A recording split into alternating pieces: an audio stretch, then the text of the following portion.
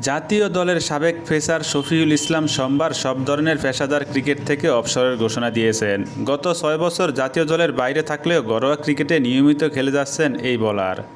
বয়স ও ইনজুরিজনিত সমস্যার কারণে অবশেষে নিজের দীর্ঘ ক্রিকেট ক্যারিয়ারের ইতি টানার সিদ্ধান্ত নিয়েছেন তিনি। শফিউল নিজেই তার অবসরের বিষয়টি নিশ্চিত করেছেন। সামাজিক যোগাযোগ মাধ্যম ফেসবুকে এক আবেগঘন পোস্টে তিনি জানিয়েছেন যে আজ তিনি তার ক্যারিয়ারের সবচেয়ে কঠিন সিদ্ধান্তটি নিলেন এবং বাংলাদেশের লাল সবুজ জার্সি গায়ে জড়ানোই ছিল তার জীবনের সবচেয়ে বড় গর্বের বিষয়। ৩৬ বছর বয়সী এই পেসারের আন্তর্জাতিক ক্রিকেটে যাত্রা শুরু হয়েছিল ২০১০ সালের গোড়ার দিকে।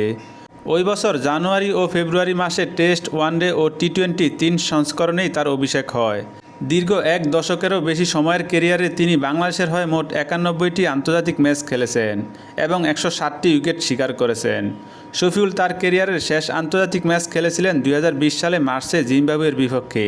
শফিউল ইসলামের ক্রিকেট ক্যারিয়ারের উজ্জ্বলতম অধ্যায় ছিল ২০১১ সালের বিশ্বকাপ।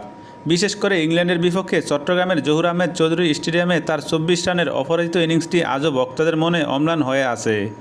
সেই ম্যাচে নবম উইকেটে মাহমুদুল্লাহ রিয়াদের সঙ্গে ৫৮ রানের এক অবিচ্ছিন্ন জুটি করে বাংলাদেশকে এক ঐতিহাসিক জয় উপহার দিয়েছিলেন তিনি।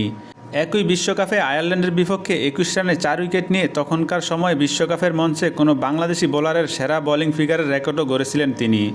২০০৭ সালে লিস্ট এ ক্রিকেট দিয়ে যাত্রা শুরু হয় শফিউল ইসলামের। খেলা ছাড়ার পরও ভবিষ্যতে ক্রিকেটের সাথেই থাকবেন তিনি জানিয়েছেন।